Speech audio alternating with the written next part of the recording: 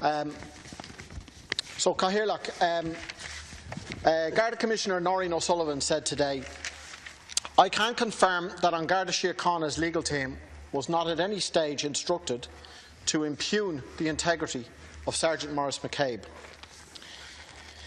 The Irish Examiner has revealed the following exchange between Mr Colm Smith of Commissioner O'Sullivan's legal team and Mr Justice O'Higgins at a private meeting held last year. Mr Colm Smith: "My instructions are to challenge the integrity, certainly, of Sergeant McCabe and his motivation." There was a bit of back and forth, and Mr Justice O'Higgins said then, "He made these allegations not in good faith, but because he was motivated by malice or some such motive, and that impinges on his integrity. If those are your instructions from the Commissioner, so be it." Mr Smith replied, "So be it. That is the position, Judge." Mr Justice O'Higgins said, "Those are your—" Mr Smith seemed to interrupt him and say, "Yes, as the evidence will demonstrate, Judge." Mr Justice O'Higgins said, "Those are your instructions from the Commissioner."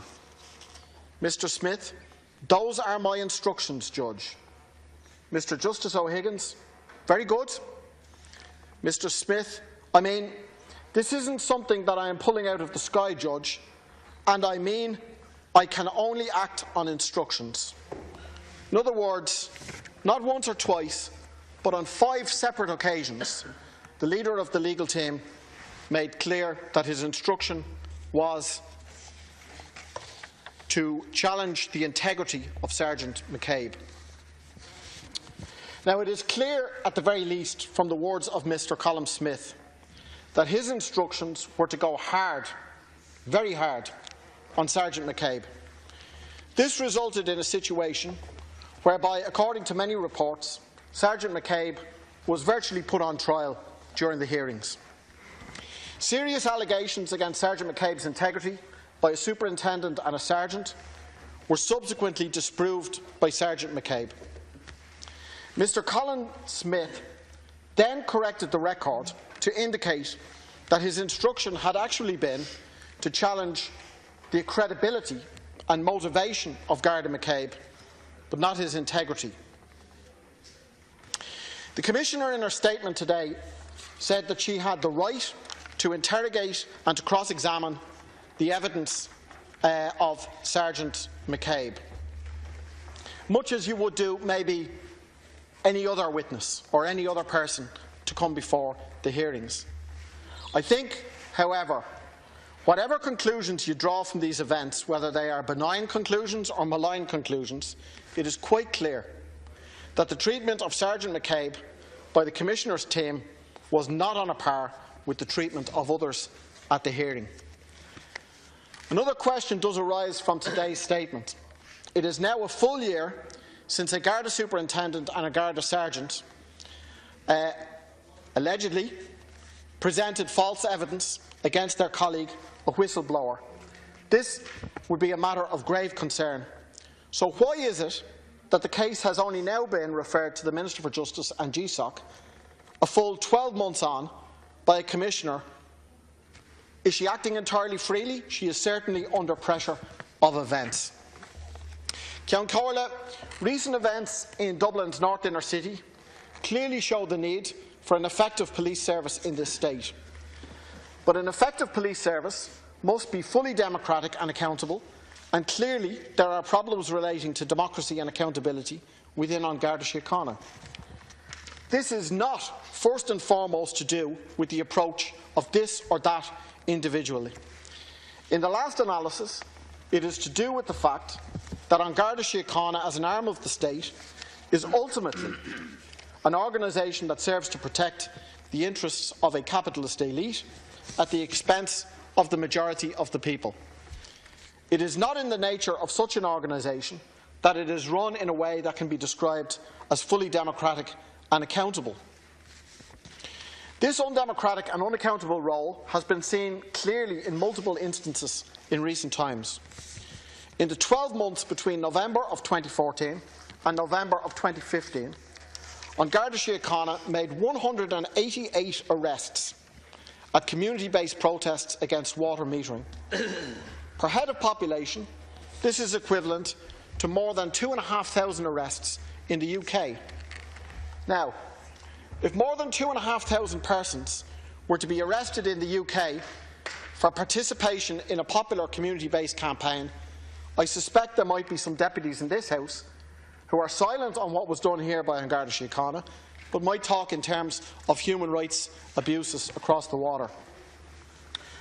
Nor was what happened during the anti-water metering protest an exceptional circumstance.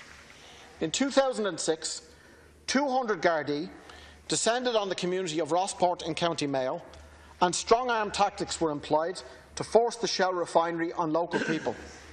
Despite 111 complaints of alleged Garda violence and intimidation submitted to GSOC, not a single guard was disciplined as a result of those complaints. And in November of 2010, only a few hundred metres from here, a cohort in a 40,000-strong protest by students was attacked by Gardai on horses and by police dogs as the students protested increase in university fees. Now, Cathaoirleach, a police force funded by the community and in theory charged with defending the community should not act in such a way, and these events all point to the need for democratic community control over policing services. Cathaoirleach, if the Garda Commissioner is found to have been complicit in an attempt to frame Garda McCabe, she should of course go. It shouldn't be a case, by the way, of resigning. She should in that instance be sacked. Cathaoirleach, I listened with interest in the House last week to a passionate speech from a deputy who has done a lot to highlight abuses within Gardai Síochána, Deputy Mick Wallace. Deputy Wallace said, "You are not going to change how we do policing in Ireland until we change the hierarchy." However, booting out one hierarchy within a police service designed to serve the interests of the 1% and replacing it with another hierarchy within the same force will not address the fundamental issue. The fundamental issue will only be addressed when policing hierarchies are ended altogether and policing comes under democratic community control. In conclusion, Cathaoirleach, in every district there should be community policing policy committees established which are filled by democratic vote of the people in that district. Such committees should have the power to decide where and how Garda resources are deployed within the district. Leave aside the issue of the water protests. If such democratic community policing structures had been in place in Cavan Monaghan, I doubt very much if there would have been a need for an O'Higgins report in the first place.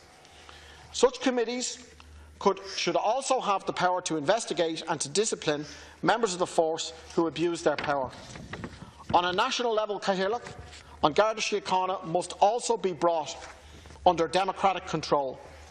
There is no reason, for instance, why a national meeting of delegates from local community policing groups could not elect a national board to oversee the work of the police. In such a way, the basis could be laid for a policing service that serves the 99% and not the 1%, and which is thoroughly democratic and accountable to the people. Thank you. Thanks.